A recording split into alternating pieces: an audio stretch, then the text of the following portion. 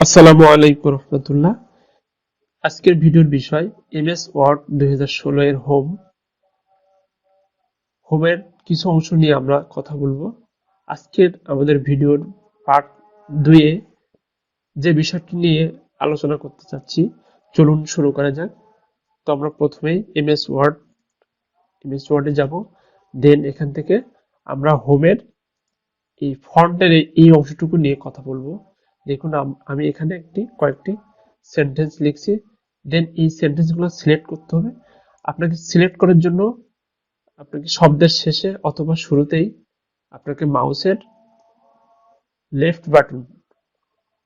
Button click করার পরে আপনাকে এই শেষ পর্যন্ত শেষে এসে ছেড়ে দিতে হবে, অথবা শেষ থেকে শুরু করে আপনাকে প্রথমে ছেড়ে দিলে কিন্তু সিলেক্ট হয়ে যাবে। এভাবে আপনি সিলেক্ট করতে পারবেন। দেন সিলেক্ট করার পরে আপনাকে এই যে দেখুন এখানে বিভিন্ন রকমের ফন্টের স্টাইল আছে। এই ফন্ট স্টাইল আপনি এখানে দিতে পারবেন। দেখুন আমি এটা কপি করলাম, কন্ট্রোল সি কপি, দেন এটাকে আমি পেস্ট করবো, কন্ট্রোল ভি। এই যে স্টাইলটা আছে আমি এই স্টাইলটি চেঞ্জ করতে চাই। দেখুন এখানে বিভিন্ন রকমের স্টাইল আছে, আপনি ইচ্ছা করলে আপনার পছন্দ মতো স্টাইল দিতে পারেন। দেখুন আমি আরেকটা স্টাইল দিতে চাই, ঠিক সেম ভাবে আমি এটাকে সিলেক্ট করতে হবে। সিলেক্ট না করলে কিন্তু এগুলা অ্যাপ্লাই করতে পারবেন না। আপনাকে প্রথম কাজ সিলেক্ট করতে হবে। দেন এখানে আরো যে ফন্ট গুলো আছে, এই যে দেখুন এখানে, তো এরকম ভাবে আপনি বিভিন্ন রকমের ফন্ট ব্যবহার করতে পারেন। দেন তারপরে যে সাইজের কথা বলছি, এখানে দেখুন এই যে এখানে ফন্ট সাইজ আপনি এখানে প্রথমে সিলেক্ট করবেন। সিলেক্ট করার পরে দেন এখানে যে ফন্ট সাইজ গুলো দেওয়া আছে, এই যে দেখুন আমি নিয়ে যাচ্ছি কাটসাপ, মাউসের কাটসাপ যেখানে নিয়ে যাচ্ছি সেখানে কিন্তু যে পরিবর্তন হচ্ছে সাইজ অনুসারে। ডিফল্ট হিসেবে আপনি কিন্তু দিতে পারেন। আমি ধরুন এখানে আমি 100 দিয়ে দিলাম। এই যে দেখুন আমার ফন্ট কিন্তু অনেক বড় হয়ে গেছে। সো আপনি আপনার ইচ্ছা মতো এখানে ফন্ট দিতে পারেন। দেন তারপরে যে বিষয়টি আছে এখানে সিলেক্ট করার পরে দেন এখানে দেখুন এই অংশটুকু ইনক্রিজ ফন্ট সাইজ, আপনি এখানে ক্লিক করলে এটা ইনক্রিজ হবে অথবা বাড়তে থাকবে। এই যে ক্লিক করলে একটু বড় হবে। দেন এ পাশে যেটা আছে তার ডান পাশে ডিক্রিজ ফন্ট সাইজ, এখানে ক্লিক করলে এটা ছোট হতে থাকবে। দেন তারপরে যে বিষয়টা আছে এখানে চেঞ্জ কেস, এখানে আপনি যে প্রত্যেকটা ওয়ার্ডের শুরুতে যে সাধারণত আমাদের ক্যাপিটাল অক্ষর হবে না স্মল অক্ষরের হবে, সেগুলা এটার উপরে ডিপেন্ড করছে। দেখুন আমি এখানে এই অংশটুকু আমি কপি করলাম, কন্ট্রোল সি কপি, দেন এখানে এসে পেস্ট করলাম, কন্ট্রোল ভি। আমি এই অংশটুকুর প্রত্যেকটা ওয়ার্ড আমি বড় হাতের অক্ষরে দিতে চাই। দেন তাহলে আমাকে কি করতে হবে, এই যে আপার কেস মানে প্রত্যেকটা অক্ষর কিন্তু আমাদের বড় হাতের হয়ে যাবে। দেখছেন প্রত্যেকটা অক্ষর বড় হাতের হয়ে গেছে। দেন এখানে লোয়ার কেস মানে প্রত্যেকটা অক্ষর কিন্তু ছোট হাতের অক্ষরে হয়ে যাবে।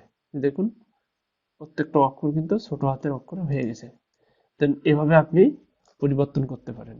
এই যে দেখুন এখানে কিন্তু সেন্টেন্স কেস বলতে ডিফল্ট অবস্থা যেটি থাকবে সেটি কিন্তু সেন্টেন্স কেস। এই যে দেখুন আমি এখানে ক্লিক করার পরে এই যে যে অবস্থা দেখুন, এই যে প্রথমে আমার যে দা ছিল এটা কিন্তু টি বড় হাতের ছিল, এটা বড় হাতেরই আছে।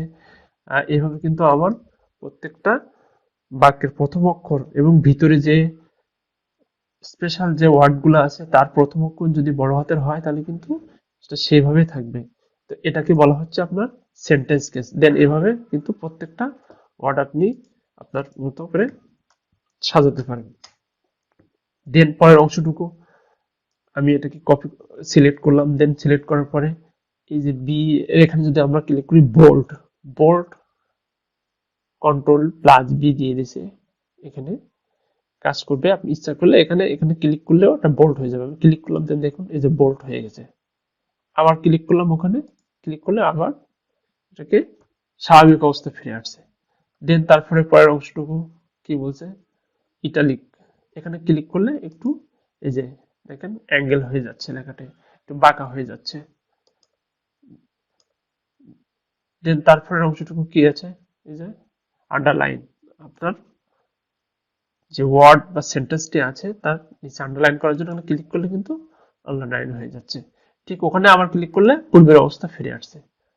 দেন এখানে যে অংশটুকু আছে আপনার, এই যে দেখুন, ওয়ার্ডটাকে কেটে দেওয়ার জন্য, মাঝখান দিয়ে দাগ দেওয়ার জন্য কিন্তু এটা ব্যবহার হয়েছে। দেন এরপরে যে অংশটুকু আমি আপনাদেরকে দেখাবো, সেটি সাধারণত আমাদের বীজগণিতের যে সূত্রগুলো আছে অথবা কোনো স্পেশাল কোনো চিহ্নকে প্রকাশ করার জন্য কিন্তু এই অংশটুকু ব্যবহার করা হয়। যে দেখুন, যে সূত্রগুলা যেরকম আছে আমাদের বইয়ের, a square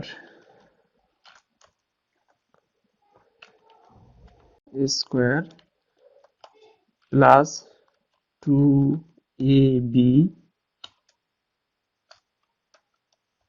plus b square.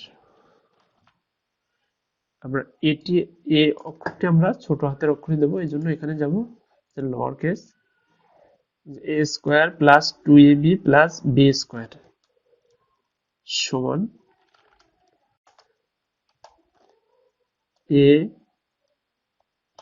Plus b এর হোল স্কোয়ার। কিন্তু এখানে দেখুন, এখানে কিন্তু এ স্কোয়ার হয় নাই, বি স্কোয়ারও হয় নাই, এ প্লাস বি হোল স্কোয়ার হয় নাই। সো আমাকে কি করতে হবে, আমাদেরকে কি করতে হবে, দেখুন আমি 2 এর উপরে ক্লিক করলাম, 2 কে সিলেক্ট করলাম, সিলেক্ট করার পরে এখানে দেখুন সুপারস্ক্রিপ্ট। আমি যখন সুপারস্ক্রিপ্টের উপরে ক্লিক করব, দেন দেখুন এই যে এ আমার ওখানে ছিল কিন্তু A2, স্বাভাবিকভাবে আমি A2 অবস্থা ছিল, আমি ওখানে ক্লিক করার পরে এ স্কোয়ার হয়ে গেছে। দেখুন এখানে B2 আছে, এই B2 কে আমি যখন এখানে ক্লিক করব, দেন বি স্কোয়ার হয়ে যাবে। এই যে দেখুন এ প্লাস বি হোল স্কোয়ার, এখানে যদি ক্লিক করি তাহলে কি হবে, এ প্লাস বি হোল স্কোয়ার হয়ে গেছে। এই যে দেখুন কিন্তু হয়ে গেছে। আপনি অন্য কোনো সূত্র এভাবে বীজগণিতের যে সূত্রগুলো আছে সেই সূত্রগুলো কিন্তু আপনি এভাবে প্রয়োগ করতে পারেন। আমরা আরেকটা সূত্র দিয়ে আপনাদেরকে বোঝাচ্ছি। এই যে দেখুন,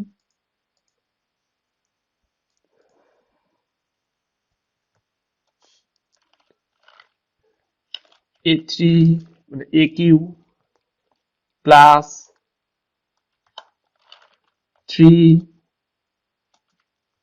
A square B plus 3 A B square plus BQ সমান A plus B whole cube. যে দেখুন কিন্তু এটি আছে কিন্তু A3 plus 3A2B plus 3AB2 plus B3 সমান A প্লাস B3, এ অবস্থা আছে। দেখুন আমরা ওখানে এটা প্রয়োগ করার পরে কি অবস্থা হয়ে যাবে, দেখুন A3 এর উপরে ক্লিক করলাম, আপনি ইচ্ছা করলে সবগুলো একসাথে সিলেক্ট করে কিন্তু এটার উপরে ক্লিক করলে হয়ে যাবে। যে দেখুন A3 এর উপরে ক্লিক করলাম, দেন সিলেক্ট করার পরে সিলেক্ট করলাম হবে। এই যে দেখুন আমি সবগুলো যদি একসাথে, আমার যে 3 এখানে উপরে ক্লিক করলাম, সিলেক্ট করলাম, আবার কন্ট্রোল চেপে ধরার পরে 2 এর উপরে ক্লিক করব, দেন এখানে 2 এর উপরে ক্লিক করব, দেন এখানে 3 এর উপরে ক্লিক করব, তারপর এই 3 এর উপরে ক্লিক করব। এই যে দেখুন আমি কিন্তু কন্ট্রোল চেপে ধরে এগুলো সিলেক্ট করছি, করার পরে আপনাকে এই যে দেখুন এখানে যদি আমি ক্লিক করি, সুপার স্ক্রিপ্টের উপরে ক্লিক করলে সবগুলো পাওয়ার উঠে যাবে। যে দেখুন এখন কিন্তু আমার সূত্রটি a plus b whole cube সমান a cube plus 3a square b plus 3ab square plus b cube. এভাবে আপনি আপনার যে বীজগণিতিক বইয়ের যে সূত্রগুলো আছে সেই সূত্রগুলো কিন্তু আপনি লিখতে পারবেন।